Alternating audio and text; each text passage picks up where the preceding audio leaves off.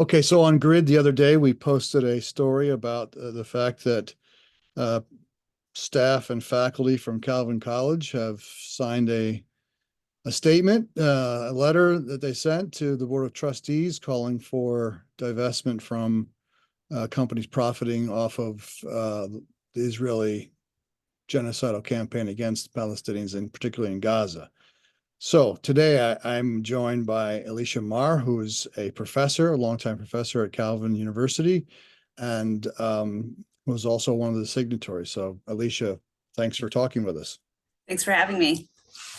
So I just have, a handful of questions, and respond however you like to these kinds of things. And the first question is, so what were the primary motivations for you personally, or for also the other folks, the other Calvin faculty uh, who were involved in crafting the letter to call for the divestment from Israel and the companies profiting from their campaign?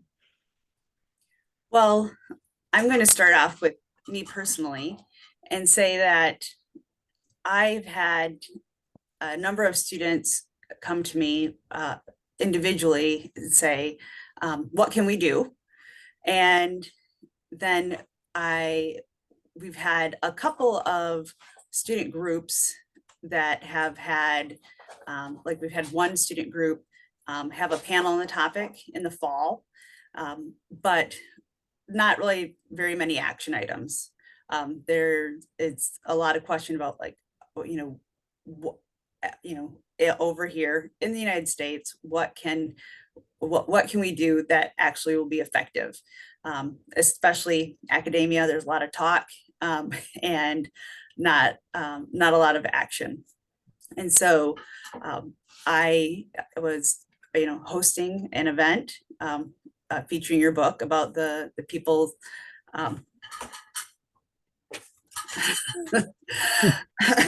a people's history of Grand Rapids, about social movements and about actual, I would say, coalitions of people who have made a difference. And I said, come to this event. Maybe we'll have some ideas about ways that people in the past have come together and made an impact. And so a number of students from all over campus, but particularly from the sociology and social work department came to that event, and a number of faculty members as well. And one of the things that you mentioned was that back in the 80s, that the back then was known as Calvin College, that a number of faculty and staff had written a letter asking Calvin to divest, and in a number of I think it was just anything that was that benefited apartheid, and that it was effective. And for us, including faculty and staff, we were actually surprised that it was effective, that Calvin actually followed through with that. And so afterwards, we were talking about number one, the faculty who we knew whose names were on there, and number two, that seemed like a possible tool that we could use in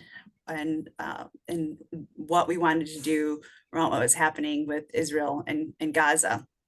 So Todd Vandenberg, who is anthropologist, he's in the sociology and social work department, actually hopped right on it and said, it looks like U of M has a letter out there, and checked it out and said, I'm gonna go ahead and mock this up and do a first draft and send it around to people in our department and the sociology and social work department.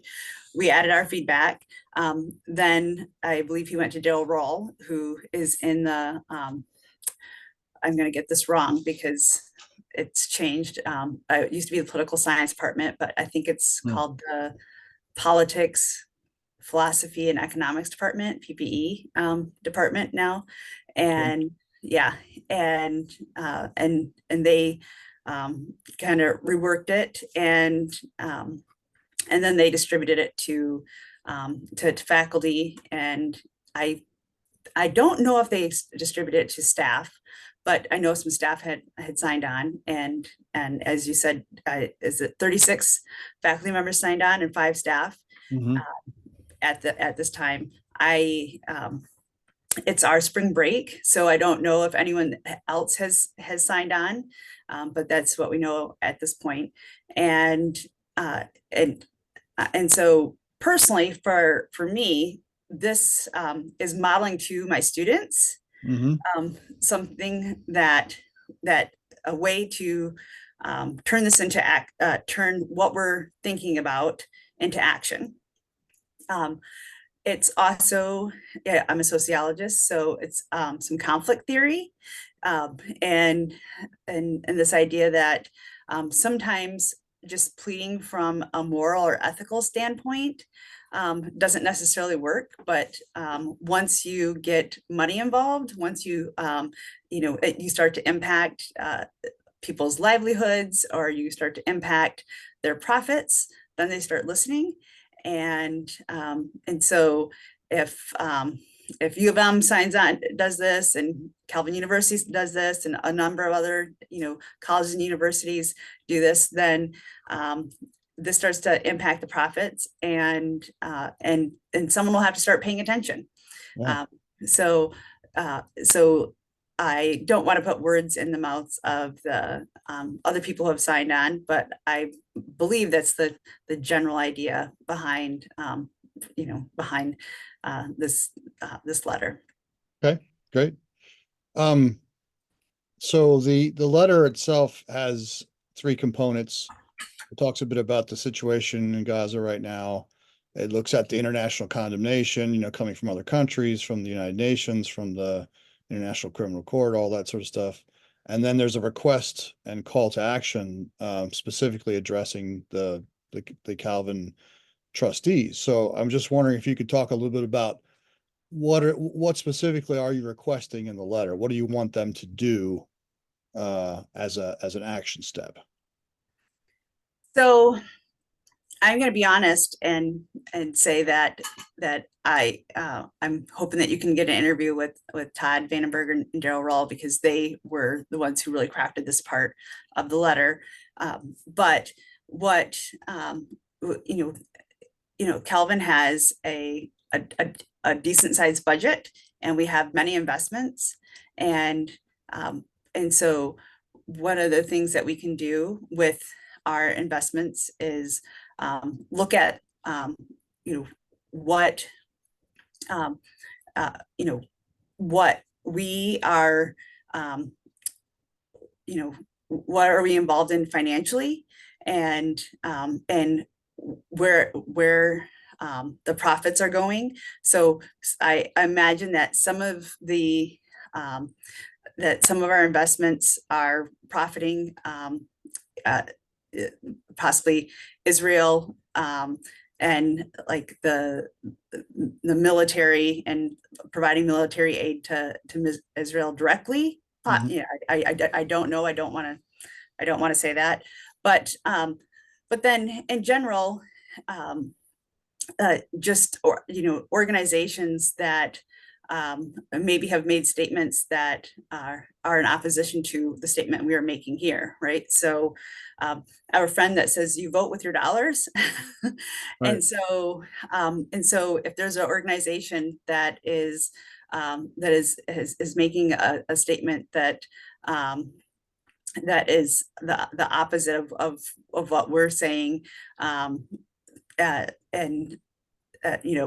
then one of the things we could say is, okay, we're not agreeing with you morally or ethically right now, and so we're going to take our investments and we're going to invest elsewhere, and that's what I hope Calvin will do, is actually take a good look at that and invest in places that align more with the morals and values and with the what we stated in the first two parts, right, of the document.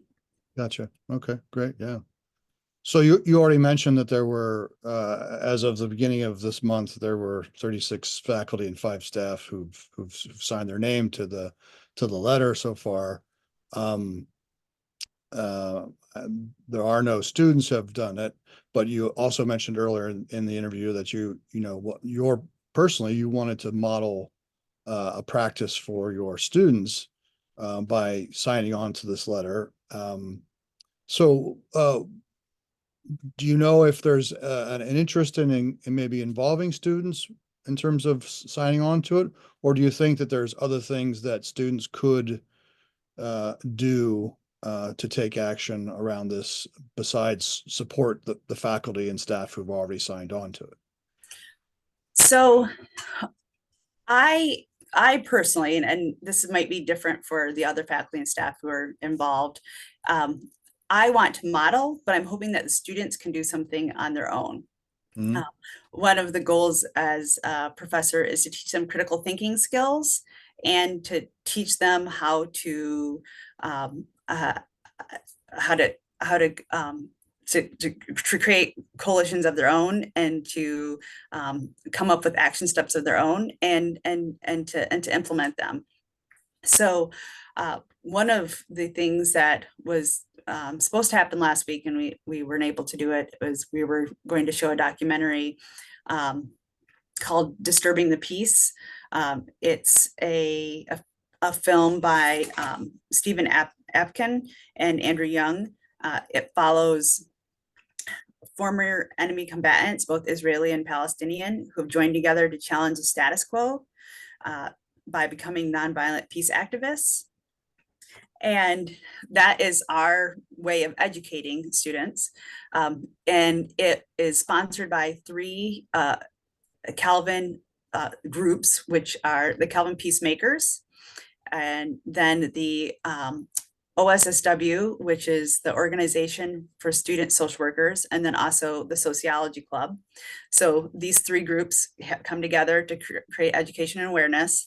And from that, we would hope that afterwards we'd have discussion and they could come up with what can we do about it, right? So, I mean, if they desire to do something similar to the letter, they could do something like that. But they could also, at that point, maybe they would think a protest was more effective, or maybe they would think that, maybe there's certain organizations specifically they would like to boycott that would be more effective. But we would like it to organically come from them.